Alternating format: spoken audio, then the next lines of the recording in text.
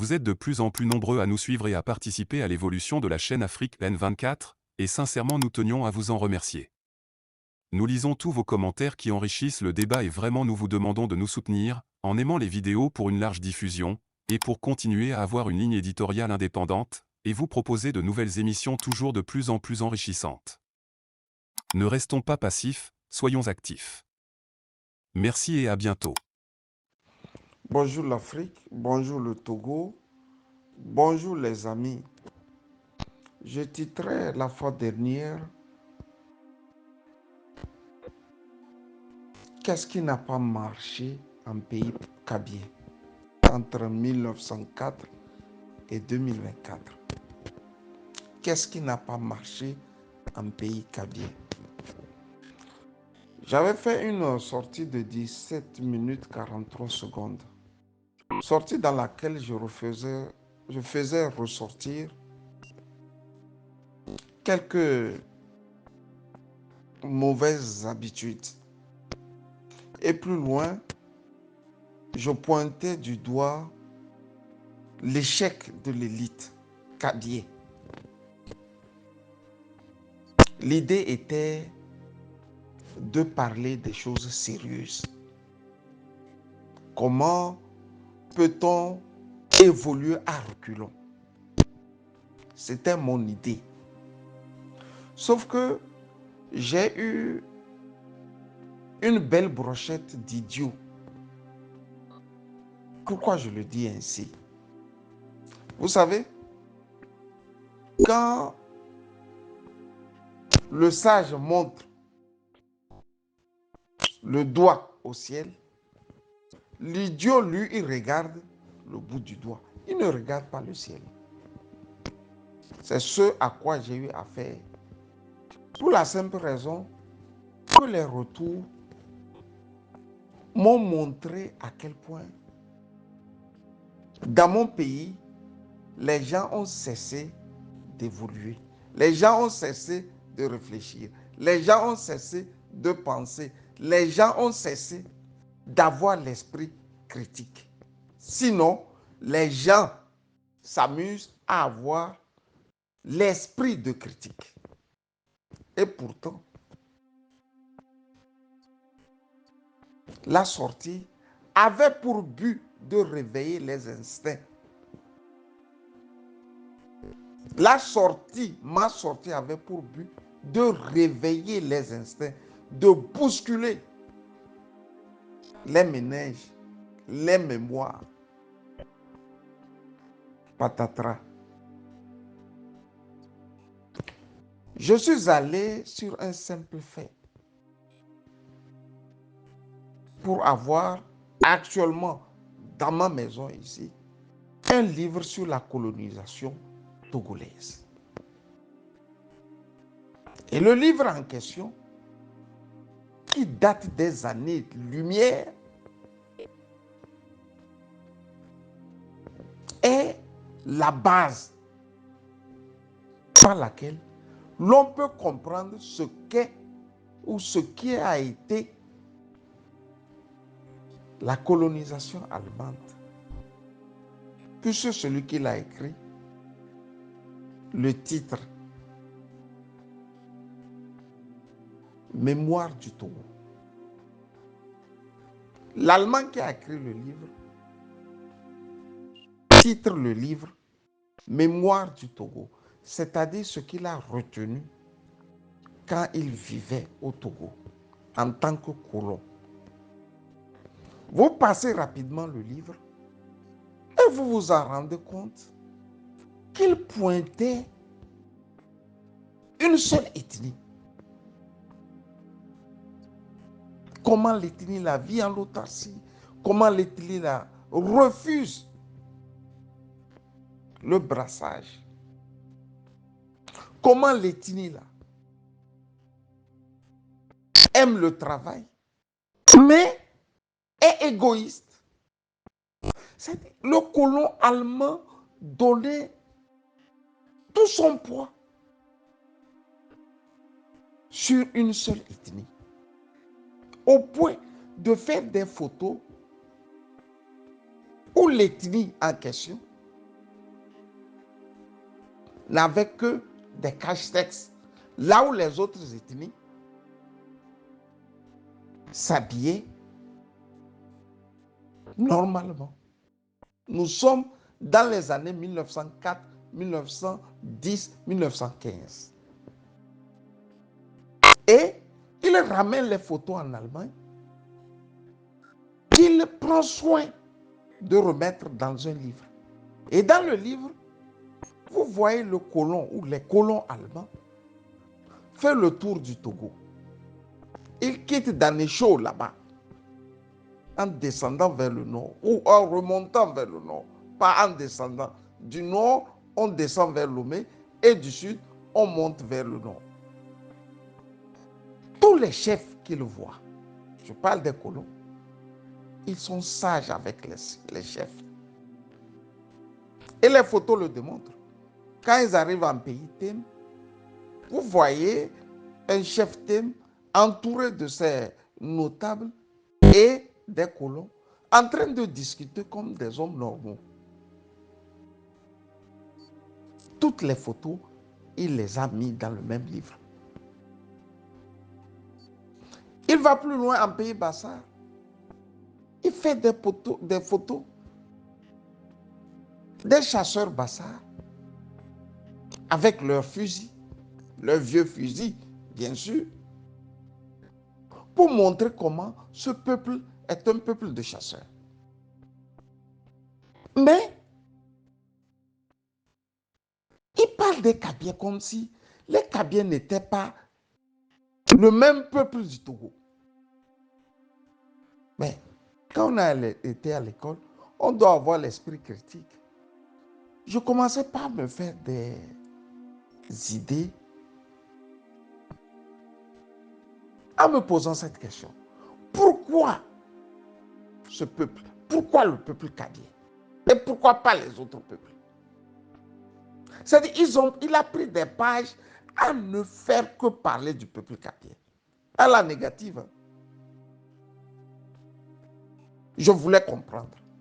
Je suis allé chercher une autre édition. Vous m'excuserez. L'autre édition est encore plus élargie. C'est une nouvelle édition de tout ce que les Allemands ont fait dans mon pays, au Cameroun, en Namibie. Et je me rends compte que c'est la même chose aussi. Ils pointent toujours l'ethnie kabyle. Je m'en vais chercher le livre de Colette Brackman, cette journaliste du soir de Belgique, qui a parlé des Hutus et des Tutsis aussi, sous la colonisation belge au Rwanda. Et je me rends compte là-bas aussi que la même manière on traitait les Kabyles au Togo, c'est de la même manière les Belges aussi traitaient les Hutus au Rwanda. C'est un peuple qui vit en autarcie, un peuple sauvage, c'est un peuple travailleur, mais bête, ainsi de suite, ainsi de suite. Il y a quelque temps, 2 ou 3 ans, un ami Bassar qui vit à Hambourg m'a envoyé une thèse d'un Français sur les Bassars. Un gros livre, hein? Quand je dis une thèse, c'est un PDF, il me l'a envoyé. Mais plus de 300 pages. Où il te parle des Bassars. Comment ils vivent. Leur tradition. Leur langue. Leurs coutumes. Vous avez Bassar en un clic. Je suis allé aussi lire ça pour mieux comprendre. Et je me rends compte que non, le blanc français qui a écrit sur le Bassar ne s'en prenait pas à ce peuple. Il a fait une étude sociologique du peuple Bassar.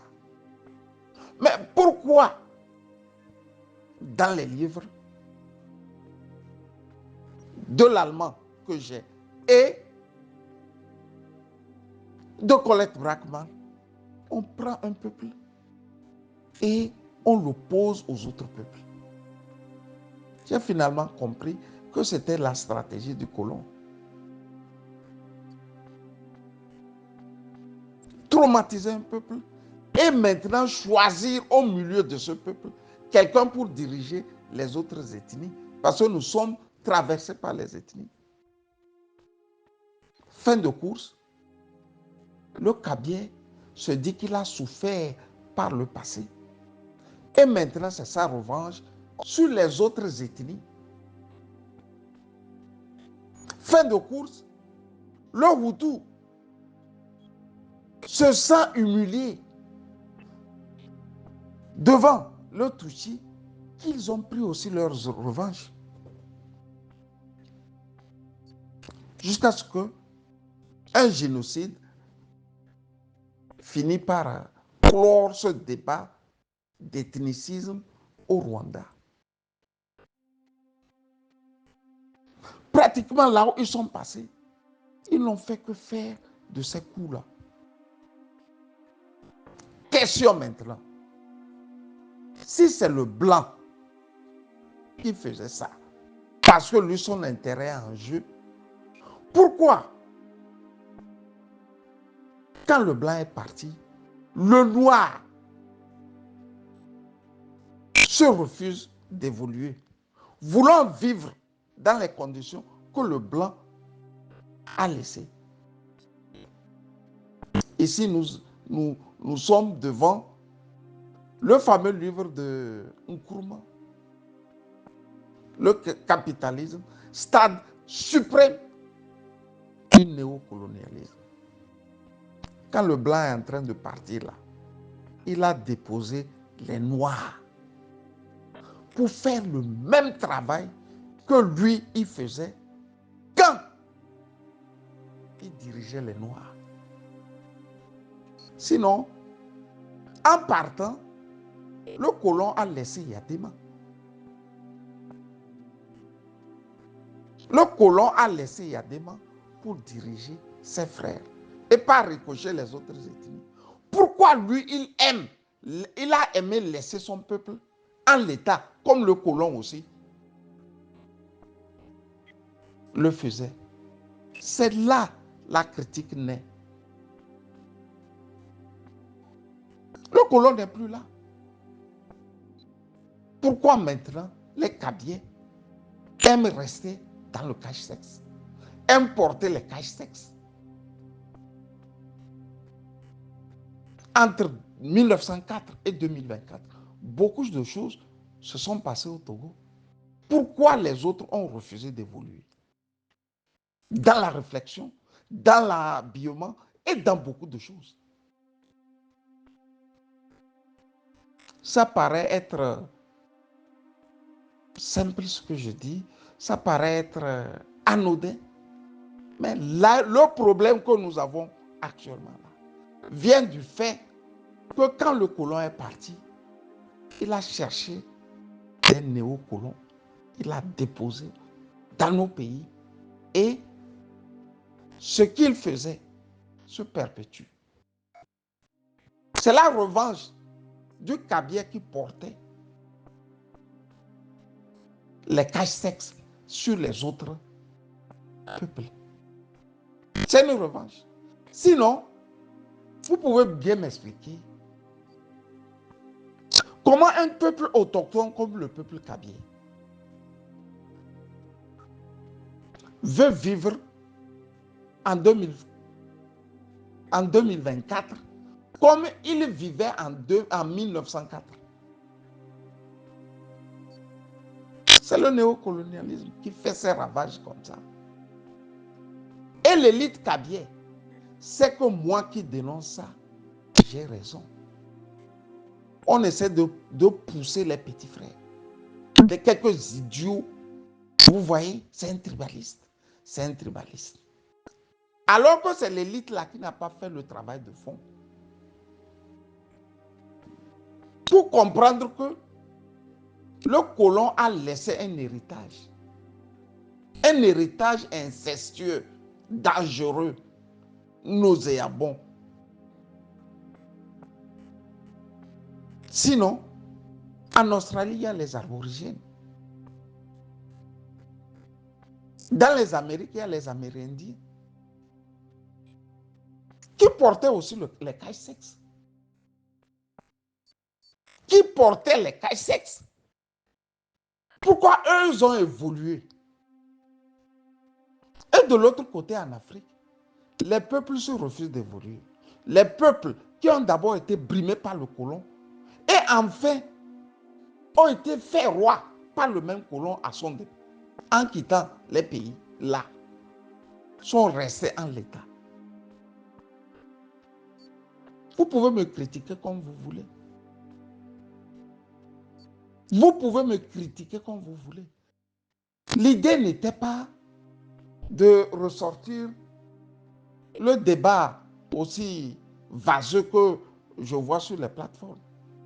L'idée était d'amener les gens à se poser des questions justes et vraies. Pourquoi le colon s'en prenait au cabier?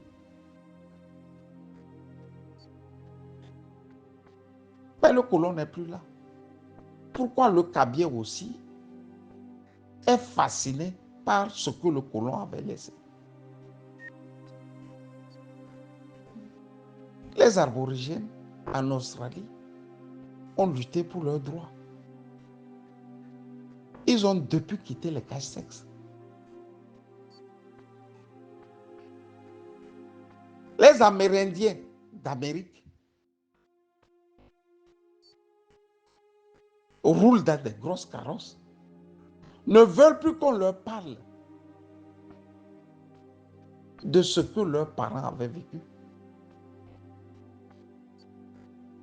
Et comme chez nous, l'élite a pratiquement échoué.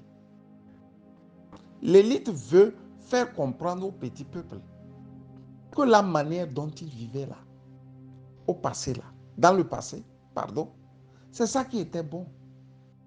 Si ça là, c'est bon là, pourquoi les enfants de l'élite kabylie ne portent pas de cache sexe quand il y a les évalas? C'est la tradition aussi ça. Mais on a vu ces gens-là parader lors de leur congrès ou je ne sais quoi à Kara. Dans la même tenue bleue avec les effigies de Fort Gnassingbé. Ils sont allés chez de bons couturiers. On leur a fait de bons habits, de belles robes, de belles jupes pour les femmes. Pourquoi c'est les morceaux de pagne là on remet au petit peuple pour se faire des caches sexes avec? C'est là, je voudrais que le réveil commence. Par là, le réveil doit commencer. Si c'est bon là, pourquoi eux, leurs enfants ne portent pas ça? Ceux qui sortent dire que c'est normal, c'est la tradition. C'est la tradition qui veut qu'on mette la politique dedans. C'est la tradition, ça.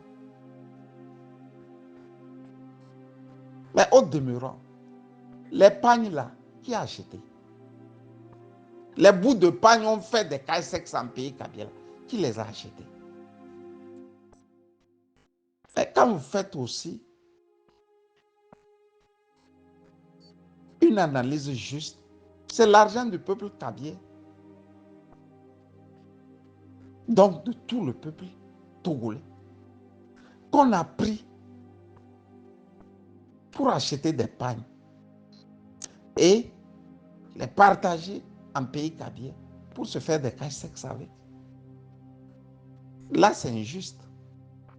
Si vous voulez que nous portons des cailles sexes, partagez dans tout le Togo. Si c'est bon là, partagez dans tout le Togo.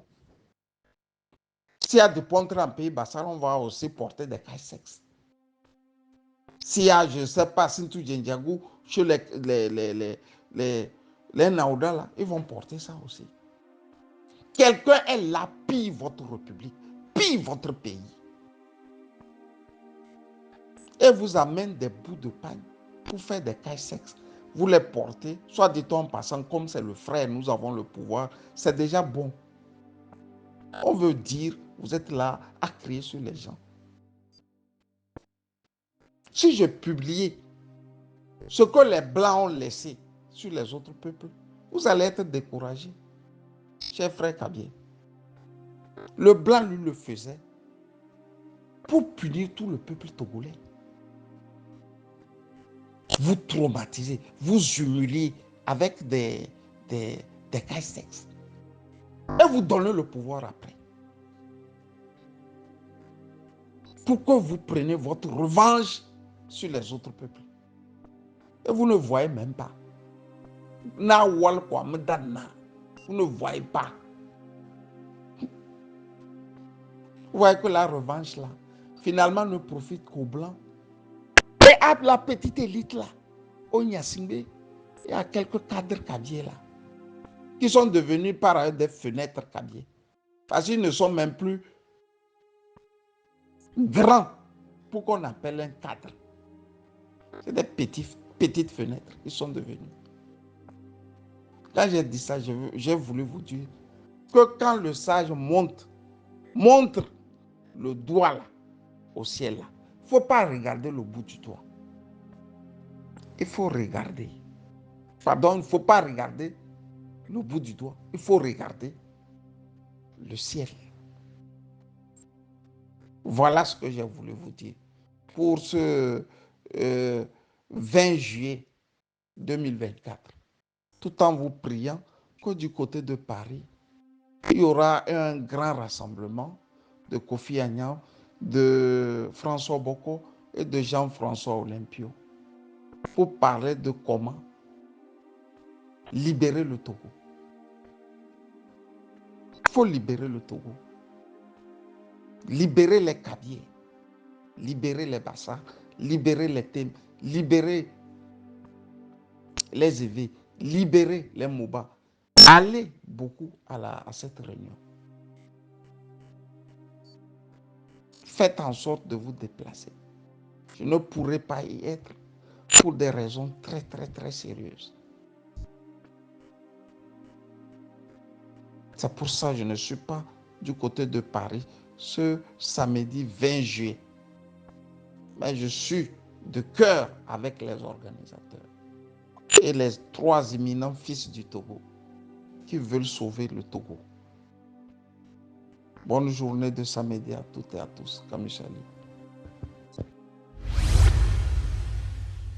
Likez la vidéo si ce n'est pas déjà fait. Laissez aussi votre point de vue en commentaire. Abonnez-vous et cliquez aussi sur la petite cloche de notification pour ne rien rater de nos prochaines vidéos. N'oubliez pas de partager aussi la vidéo et de la liker.